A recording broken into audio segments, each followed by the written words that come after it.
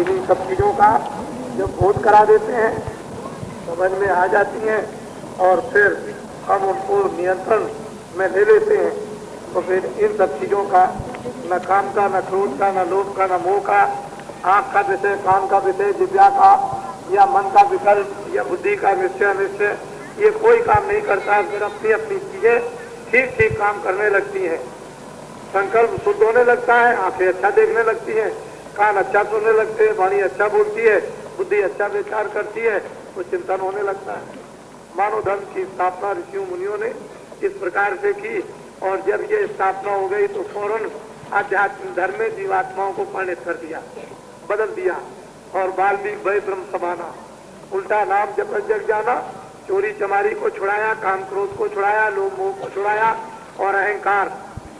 शीश दिए जो गुर मिले तो भी सस्ता जान। शीश का मतलब ये नहीं कि गर्दन काट के रख दिया जाए तो गुरु प्रसन्न हो जाएंगे, ये नहीं। वो शीश जो है वो दिखाई नहीं देता, उसको कहते हैं अहंकार। कहते हैं अगर तुमने इसको दे दिया तो तुम सस्ता समझो। शीश दिए गुर मिले तो सस्ता जान, तुम सस्ता समझो कि मैंने वो अहंकार रूपी जो शीश है उसको उतार करके रख दो, बस उसको दे दिया, तब भी तुम अपने आप को सस्ता समझो कि मुझे सस्ते में मिल गए। ये शीश, ये अहंकार का ये बड़ा भारी छत्र है काला, ये बड़े बड़े लोगों के ऊपर में चढ़ा हुआ है और यहाँ पर लगा हुआ है। ये उनके बस की बात नहीं है कि उतार दें, ये तो महापुरुष आते हैं तो इस अहंकार शीश छत्र को उतार कर अलग करते हैं, तब जाकर के दीनता आती है। और वो दीन दयाल जब भी प्रसन्न होता है जब आप में दीनता आएगी। बिना दीनता आए हुए दीन दयाल कभी प्रसन्न खुश हो ही नहीं सकते। तो अच्छा है एक एक बात आपकी समझ में तो आए, कम से कम नहीं समझ में आएगी तो क्या आप समझोगे। अब आप अपनी तरफ देखें कि मैं दिन में कितना झूठ बोलता हूँ, कितना कुदृष्टि से देखता हूँ, कितना बुरे शब्द सुनता हूँ, और फिर उसके बाद में कितना बुद्धि से अच्छा बुरा विचार करता हूँ। जब ये चीजें सब पकड़ में आ जाएगी तो फिर काम होने लगेगा। अभी तो पकड़ में कुछ भी नहीं आया और आप समझना चाहते हो कि ये क्यों आए, ये यहाँ क्यों लेटे हुए हैं, क्यों बैठे हुए हैं, चद्दर क्यों ओढ़े हुए हैं, ऐसे क्यों बैठे हुए हैं, इधर क्यों जा रहे हैं, उधर क्यों जा रहे हैं, गंगा जी के किनारे क्यों जा रहे हैं, परिक्रमा क्यों लगा रहे हैं, शिव जी की तरफ क्यों चले जा रहे हैं। आप क्या इनको समझ सकते हैं। आप कुछ अपने चीजों को संग्रह करो तो समझ में आ जाएगा। अरे लाल कागज पीला हरा नीला आंख पर लगा दो तो वही सबकी शकल दिखाई देगी। तो आपने तो नीले पीले की तो बात खत्म कर दी, काला लगा रखा है। अब काले में सफेदों को पहचानना चाहे तो कैसे पहचानेंगे।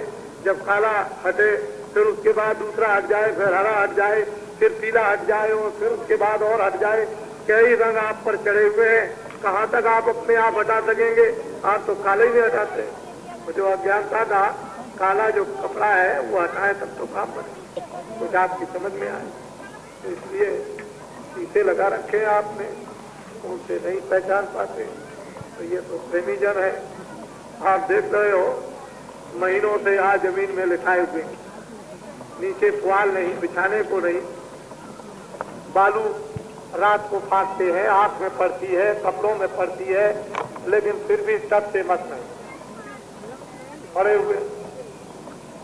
पता नहीं, यही अगर सोच लो कि भाई क्यों पड़े हुए मट्टी में, क्या जरूरत है इनको, धूल फांक रहे, रात को फांक रहे, बिल्कुल एकदम और सट करके पड़े हुए जैसे चींटियां पड़ी रहती।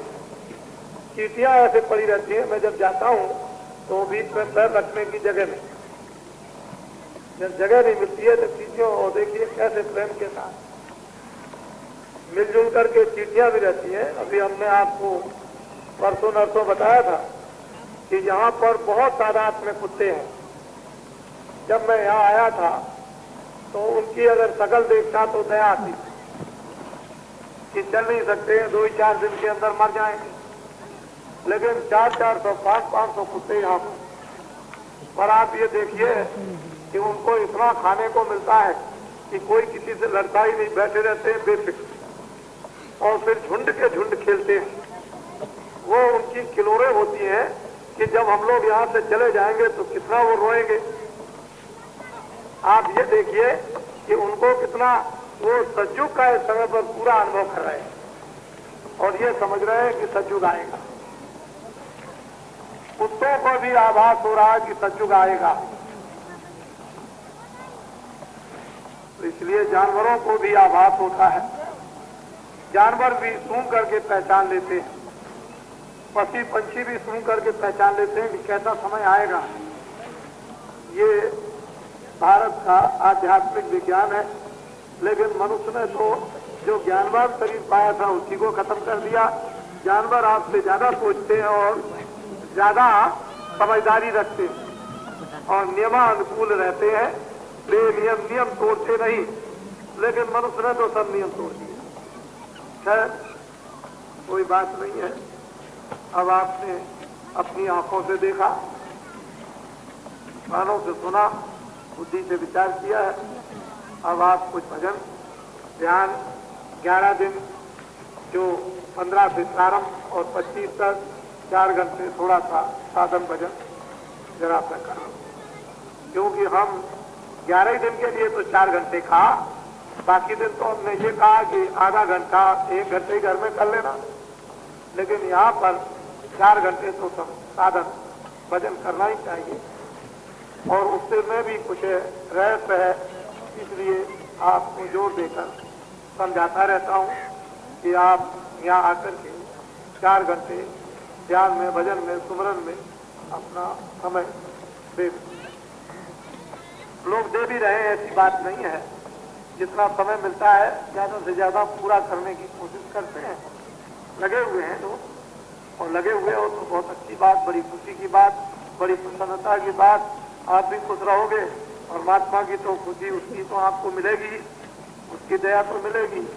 और अपने को भी कि हम भी दिन रात मेहनत करते हैं, तो ये समझेंगे कि आप साधन भजन में लगे और अपने गृहस्थ आश्रम को बहुत उच्च कोट का और श्रेणीय माननीय तैयार कर रहे, और गृहस्थ आश्रम का सच्चा सुख लौकिक और पारलौकिक। तो हमको भी प्रसन्नता होगी कि आपको एक पाठ पढ़ाया था, एक रास्ता बताया, एक शिक्षा दी, संसार को एक दिखाया और ये परमार्थ का रास्ता बताया, तो आपने ये काम किया, तो अपने को भी बड़ी प्रसन्नता, बड़ी खुशी हुई। ये आप सब संलग्न अपने अपने भजन में, सेवा में, जिस तरह की भी छोटी से छोटी, ये कभी मत समझना कि मैं झाड़ू पकड़े हूँ, दलिया लिए हूँ, झाड़ू लगा रहा हूँ तो मैं छोटी सेवा कर रहा हूँ। झाड़ू लगाने वाली ही सबसे बड़ी सेवा है।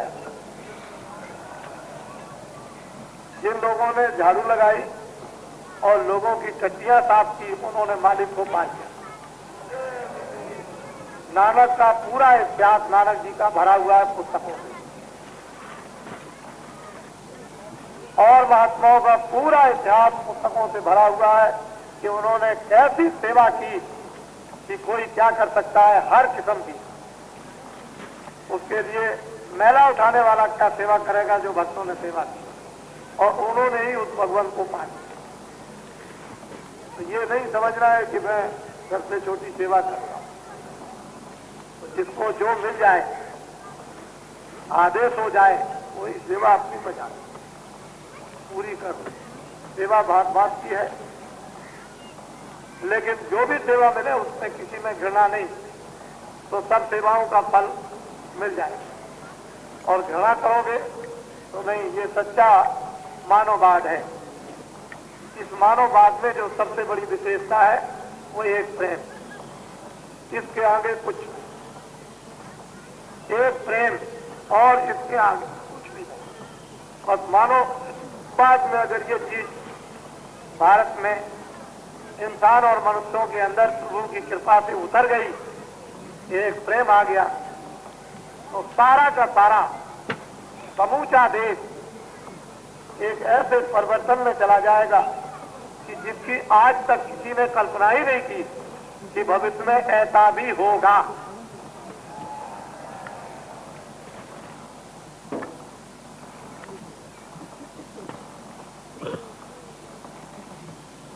प्रेमी जन, दूर दूर से बहुत संख्या में लोग अभी आपने संख्या आने वालों की क्या देखी, तो अभी आपको सामने दिखाई दे जाएगी। जरा और 2-1 दिन गुजरने दीजिए तो मालूम हो जाएगा कितने चले गए अपने अपने घरों पर, और फिर उनको कितनों को भेजने और कितने आएंगे ये अंदाजे से बाहर।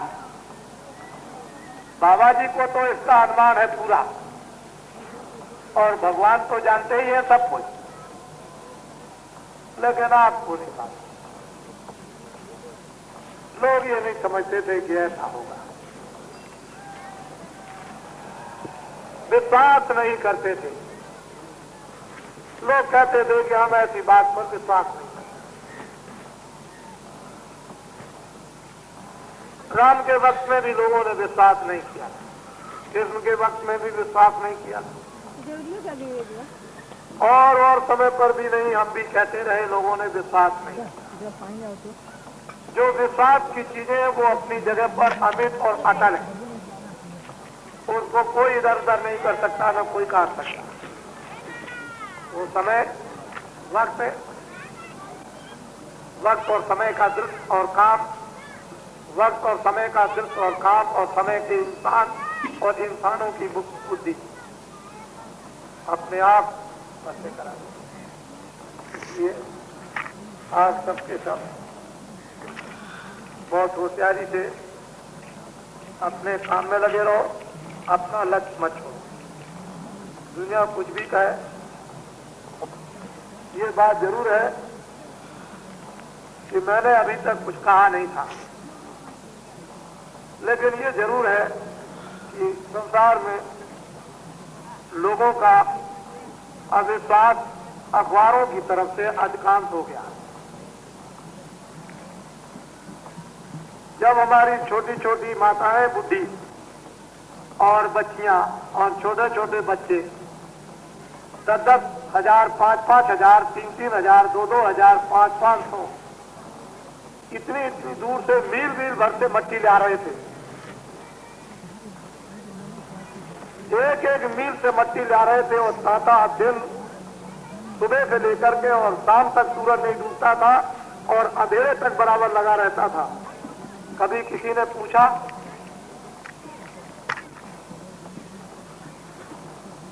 इस सेवा के संबंध में, जहां पर कि मानव आकर के आराम देगा, कभी लोगों ने इस बात के लिए कभी पूछा?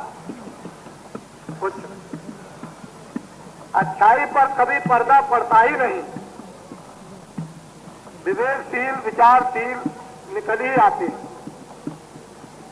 हमको क्या, हमारा तो जीवन बुढ़ा है, हमको क्या, हम तो बुढ़े हो गए, हमारे लिए क्या, हम तो जो कुछ कर रहे हैं ये आगे, ये आने वाले जो बच्चे हैं उनके लिए ये रास्ता बना बनू करके तैयार और उसके लिए खड़ा। हम क्या, हम तो बुढ़े हो गए, हमारे लिए क्या, हमारी तो दाढ़ी सफेद हो गई, और 12 रुपए तोला सोना बिकता था। हम उस जमाने के आदमी हैं। 1 रुपए का 60 किलो चना खरीदा है। आप हमको क्या सिखाएंगे? हमको तो जो गुरु महाराज ने सिखा दिया वो सीख लिया। आपके प्रोपेगेंडा और झूठे प्रचार से बाबा जी के मस्तक पर और बाबा जी के भक्तों पर कोई असर नहीं। जरा सा किंचित मात्र से भर भी, और बिल्कुल निर्दम, एकदम निर्भय।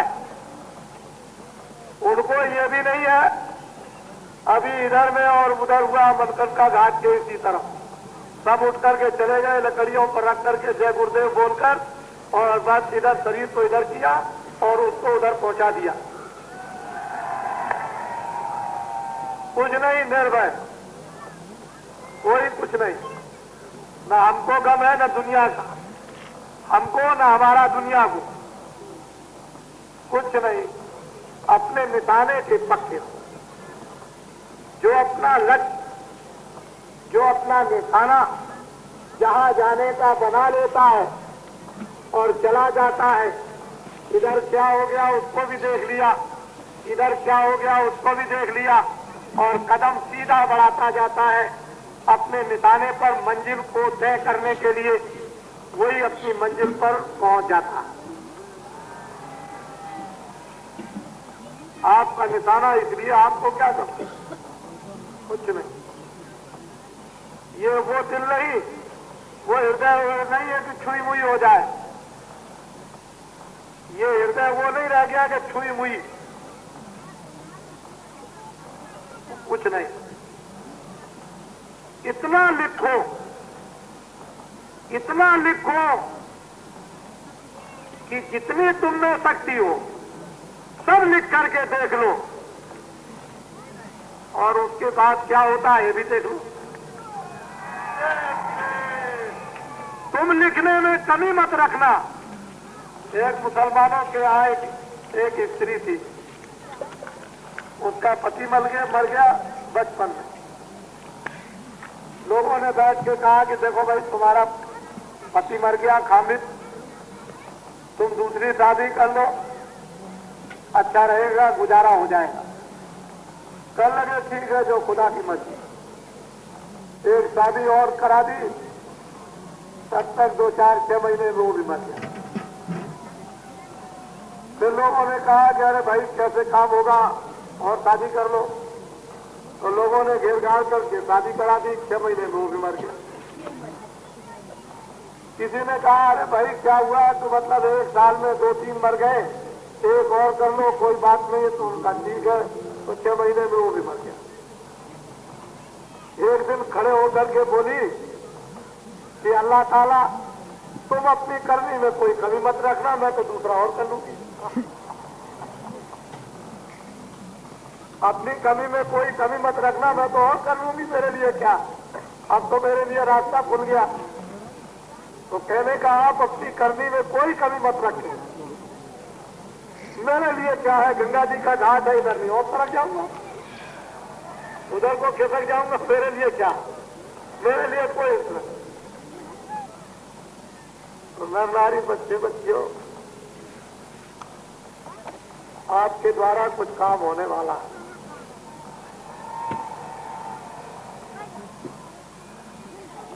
हमारी एक एक बात को ऐसा पत्थर समझो कि जो निकल गई सो निकल गई। आपके द्वारा कुछ होने वाला है, और जो आपके द्वारा होगा वही भगवान को मंजूर है। इसलिए आपको इस बात किसी की मत, किसी की कोई भी बात आप सुनो नहीं, अपने काम में पक्के, अपने धर्म में पक्के, अपनी सेवा में पक्के, अपने भजन में पक्के, अपने प्रेम में लगे रहो। बिल्कुल घर गृहस्थी के अपने काम जितने भी हैं उनको पूरे फर्ज पूरे करते चलो, और भगवान का भजन और जीवात्मा को जगाना, उसके ऊपर आवरण गंदगी का पर्दा हटा देना। सब काम अपने पूरे पक्के कर लो, चलने के अंतिम समय तक। यही बात आपको हमने बराबर निरंतर पढ़ाया है। तो आप सब बहुत भाग्यशाली है, और प्रभु की दया बड़े जोर से बच रही है, बड़ी कृपा हो रही उनकी। कहते हैं पीने दो खूब, जितने भी आ जाए पिला दो, खूब छक्के पिलाओ, पिए, कोई आ जाए खूब पियो, जितना पी सकते हो। अगर तुमने उसमें 1 बूंद गिरा दी तो बस 1 बूंद की कितनी जूतियां जम की पड़ेंगी, इसको समझ लेना। खूब छक्के पियो। ये ऐसा भंडार खुल गया है गंगा रेती पर, पीने में कभी नर नारी बच्चे बच्चियां न रहे। और ये तो आप जानते ही हैं, गांववासी क्या होते हैं उन्हें तो भगवान मालूम नहीं। वो तो सीधे साधे होते हैं, गांव में मोटा काम करते हैं, मोटी भाषा होती है, मोटे कपड़े पहनते हैं, मोटा खाना खाते हैं, मोटा बोलते हैं। वो तो मतलब ये कि छल छिद्र उनमें तो कुछ होता नहीं है। तो ये तो आपको मालूम होना चाहिए कि महात्मा जिसमें चलचित्र कपट नहीं होगा उसी से प्रेम कर। लोग कहते हैं बाबा जी धोबी है, राम भी तो धोबी थे, कृष्ण भी धोबी थे। बड़े बड़े पापी और दुराचारी और अत्याचारी और हत्यारों को ईद अजामिल, आपकी किताबों में लिखा हुआ है, ईद अजामिल हत्यारों को, उनकी मन को, उनकी बुद्धि को, उनके चित्त को, उनके अंतःकरण को, उनकी आत्मा को धोया और धोबी नहीं तो क्या है? और कौन है असली धोबी? तो वही है जो हत्यारों को धो डाले। लेकिन हाँ, राम कोई जात के धोबी तो नहीं थे, तो मैं भी कोई जात का धोबी नहीं हूं, मैं भी तुम्हारे मन बुद्धि चित्त अंतःकरण जीवात्मा को धोता हूं। लेकिन प्रचार क्या करते हैं? धोबी है। अरे तो धोबी तो है ही, धोबिया धोबी लीजिए, धोबिया मर जाएगा चादर लीजिए धो। दिनों दिन मैली भई, ये जीवात्मा दिनों दिन मैली हो गई। अरे धोबिया चला जाएगा, ये बुरत रुपी चुनर चादर तू जल्दी से जल्दी धो ले और ले ले वो साबुन कि जल्दी से तू अच्छे रगड़ा मार रगड़ा फट हो जाए, बिल्कुल एकदम साफ हो जाए और राम नाम रूपी मणि का दर्शन हो। ऐसे धोबी को साथ ले लो, नहीं धोबी चला जाएगा साफ करने वाला। तो ये कपड़ा धोने वाले धोबी ये क्या करेंगे? ये तो बाहर का कपड़ा धोते हैं, इनसे कुछ। इनको लोग जात का धोबी कहते हैं और वो धोबी और होते हैं, वो बेजात धोबी, उनकी कोई जात नहीं होती, ना वो हिंदू होते हैं, ना मुसलमान होते हैं, ना ईसाई, वो बेजात के धोबी होते हैं। राजा जनक को क्या कहते हैं? विदे, वो विदे धोबी होते हैं, विदे। तो आप सब बड़े भाग्यशाली हैं और यहाँ पर आनंद ले रहे, रस पी रहे हैं। और कल से मैं बहुत ऊंचा सत्संग शुरू करूंगा। कल से, अब इतने दिनों तक तो ये खिचड़ी चलती रही, लेकिन खिचड़ी में बड़े स्वाद होते हैं। उसमें चावल, कई तरह की दाल, उसमें और कुछ मसाला, कुछ ये वो, उसमें सब्जी वब्जी डालती जाए तो खिचड़ी बहुत बढ़िया बनती है। खिचड़ी में सब रस आ जाते हैं। और वैसे यह है कि जब सब रस आ जाते हैं उसमें तो सब तरह का टेस्ट स्वाद मिल जाता है। तो परमार्थ का ऊंचा से ऊंचा आपको कल से संदेश सुनाना शुरू करूंगा। और जो 2-4-5 मिनट तस्करा के लिए रखूंगा वो तो मैं आपको आज शाम को भी, ऐसी मुझे खबर मिली है कि कल जो 20 लड़के लड़कियों की 20 दूनी 40 यानी 20 जोड़ा जो आपके सामने कल समक्ष खड़े हुए थे और चंद ही समय में हो गया काम, तो लोगों ने कहा कि आज भी कुछ कर दिया जाए, तो मेरे सामने आ जाएंगे। तो मुझे करने में क्या देर लगती है, गांव से तय करके ले आओ, यहाँ खड़ा कर। देखो, ब्राह्मण ब्राह्मण, क्षत्रिय क्षत्रिय, वैश्य वैश्य, जो जिस जात में, मैं ना किसी की जात को बिगाड़ता हूँ ना बनाता। अपना अपना तय करके अपनी अपनी जात बिरादरी में आओ और यहाँ आकर के दोनों के दोनों खड़े हो जाओ। काम मेरा कर देना है, तय आप करो। वो अपने अपने गांव पे तय करके आओ। यहाँ किसी की जात बिरादरी बदली नहीं जाती और वो है यज्ञशाला। हम भी अगर कपड़ा पहन करके जाएं तो मुझे भी नहीं जाने देंगे, इतना कड़ा नियम है। अगर हम भी कोई कुर्ता पहन करके जाए तो वो ऐसे है कि वो नियम का पालन करते हैं, कुर्ता उतरवा लेंगे। तो वो सब कुर्ता बनियान आप पहन के जा नहीं सकते और जूता पहन के जा नहीं सकते। और ये तो आप आचार्यों जी से पूछिए कि वहां पर कौन बैठ करके पहरा दे रहे हैं, ये तो ये बताएंगे आपको। अब मैं नहीं जानता हूँ वो कौन सा पंछी है या कौन है, या शिव जी है या विष्णु जी है या कौन बैठे हुए हैं, बराबर देख रहे हैं, मुड़ी हिला रहे हैं, ऐसे देखते हैं, ऐसे देखते हैं और क्या करते हैं। अब उनकी शक्ल भी बताते हैं बदल गई, पहले शक्ल कुछ दिखाई दी, अब कुछ और दिखा दी। पता नहीं क्या कर रहे हैं, क्या समझ में कुछ है। अब वो तो ये है अभी बैठे हुए, पहले तो बीच में थे, फिर उधर पूरब में गए, पता नहीं किधर हैं, वहीं देख रहे हैं वो सब अपना काम। अब कौन बैठे हुए हैं? आदमी की शकल में है। अरे नरसिंह का अवतार जब किसी और शकल में हो सकता है तो पंछी में भी हो सके हो। समझ लीजिए आप इस बात को, कोई मैं ऐसी बात नहीं करूंगा जो इसका प्रमाण ना हो। या बात कर दिए और सब काम हो रहा। काशी वासियों को कह दिया है कि भाई कुंडों में अंदर चले जाएं पति पत्नी को लेके, लेकिन कपड़ा उतार करके जाए तो जो पहरेदार होंगे जब आपको देखेंगे कि पति पत्नी के साथ आप आए हैं और कपड़े नहीं पहने हैं, आप चद्दर लपेटे हुए हैं, तो आपको अंदर ले लेंगे।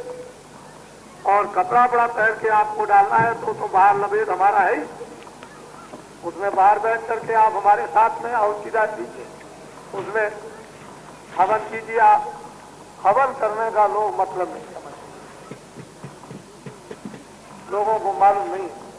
अगर ये बातें भेदपूर्ण बताई जाए तो सब कुछ है, जाना जा सकता है और लोग उचित भी फायदा उठा लें। सब काम ठीक ठाक हो रहे हैं और उधर में वो शायद हो सकता है कि कहीं अब जगाया तो जा रहा है, हो सकता है भी जग जाए, उनकी मर्जी है, जाग जाए। अभी तो जगह नहीं है, लेकिन हो सकता है कि अभी तो कई दिन है, किसी दिन जग जाए, शायद टूट जाए समाधि। तो ये सब रहस्यमयी बातें हैं। हमारी बातें आपको एक दिन में समझ में नहीं आएंगी। ना आप 33 करोड़ देवता आप देखते हो, ना आपकी समझ में, ना जल पृथ्वी अग्नि वायु आकाश देवता, ना वो समझ में आएंगे।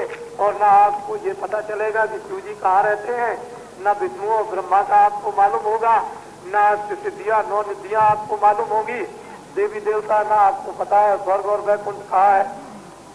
तो ये तो भेदपूर्ण बात है सब है। और सब लोगों को अवसर मिला तो शादी तो खैर हो ही जाएगी।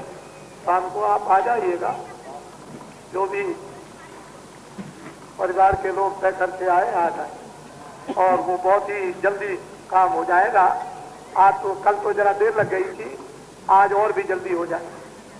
तो आप बाकी और कार्यक्रम जितना भी है ये सब अभी प्रारंभ हो जाएगा। नामदान आज नहीं होगा, कल होगा।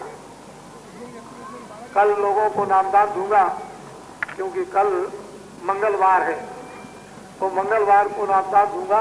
और वहीं बातों का जो टावर है वहीं पर सत्संग के बाद में जो लोग भी इच्छुक हों, जिज्ञासु हों कि मैं भी भगवान का भजन करूंगा और मुझे भी कुछ जीवन में गंगा जी के किनारे का लाभ मिलना चाहिए, तो वो खुशी प्रसन्नता के साथ कोई हिंदू मुसलमान हो, लेकिन यह है कि आपको नजदीक और पास तो आना ही पड़ेगा। दूरी दूर भागते रहोगे तो कुछ मिलेगा नहीं, निकट में पास में आओगे तो बहुत कुछ मिल जाएगा। और उसकी तो मेहरबानी दया होती रही है। देने लेने वाला तो वो है खुदा भगवान। कौन क्या देता लेता है, एक हिले रोजी मौत बहाने, एक है देने का एक जरिया, वही खुदा भगवान बना देता है। वो कैसे दिला देता है, कैसे दे देता है, उसको तो अपना जो तौर तरीका है उसे मालूम है। हम लोग जब तक अज्ञानी है तब तक नहीं जानते हैं। अगर ज्ञानी हो जाए तब तो हमको ये सब बातें ही विधि विधान से मालूम हो जाए, तो सब कुछ है। और अब फिर आपको शाम को 7:30 बजे का इंतजार रखिए। देखिए भागा दौड़ी तो कीजिएगा नहीं, क्योंकि मैं तो बाहर सुबह से लेकर और शाम तक रहता हूँ।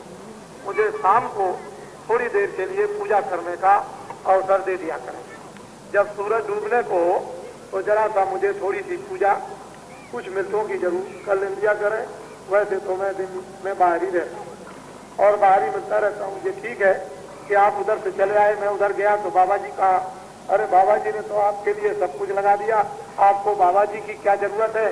इधर शिव जी विराजमान है, उधर विष्णु जी विराजमान है, इधर में सबसे इतना बड़ा वेदों का ये सब कुछ आपके सामने बना हुआ है, तो दर्शन करने की आपके लिए बहुत कुछ गुंजाइश है। और फिर ये सब बस मंडली जो आई हुई है बाहर से, इससे वार्तालाप कीजिए।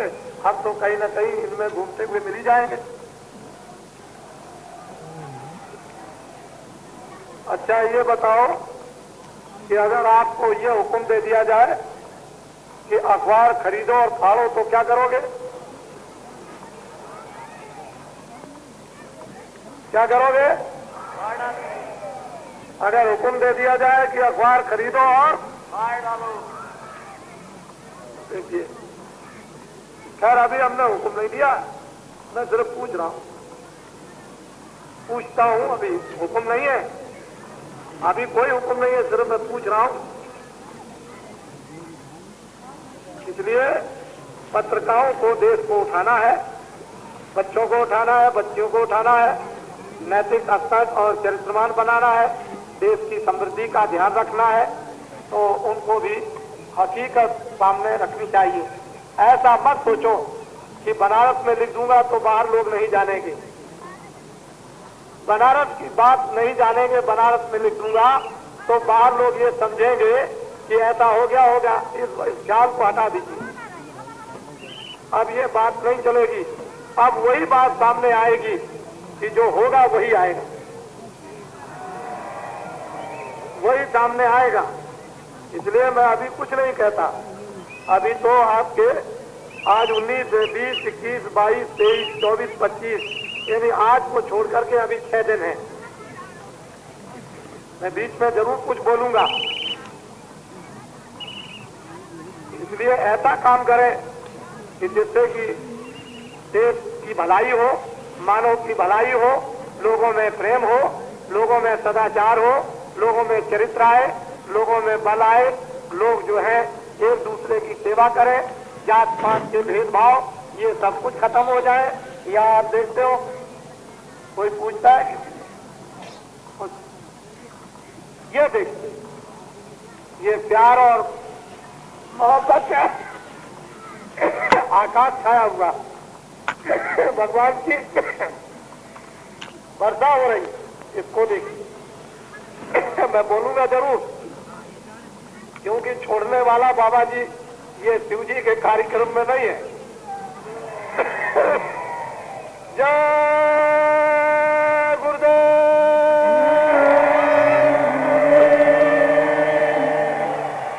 जय गुरुदेव, जय गुरुदेव। देखो बच्चों, ये जो आपने कल गंगा जल छिड़का, 3 दिन तो आपको इधर छिड़कना है, ये तो आप जानते नहीं हो कि इसको क्या बनाया जा रहा है, क्या किया जा रहा है, इसको आपको मालूम। कल छिड़का आज, और कल जल गंगा जल लाकर और इसके चारों तरफ, और 3 दिन वहां वो जो विष्णुपुरी है उसमें 3 दिन आपको छिड़कना पड़ेगा। और हमारे पंडित जी करते हैं क्या, आप जानते हैं? मुझे दुआ हुआ नहीं मालूम, लेकिन ऐसे कुछ किया करते ऐसे। तो वहां आप सीधे उठे और धीरे धीरे गंगा जी के तीर जाए, कपड़े में भिगोकर, और धीरे धीरे आए और चारों तरफ उसके छिड़के वो जगाए जाएंगे। उठ जाइए।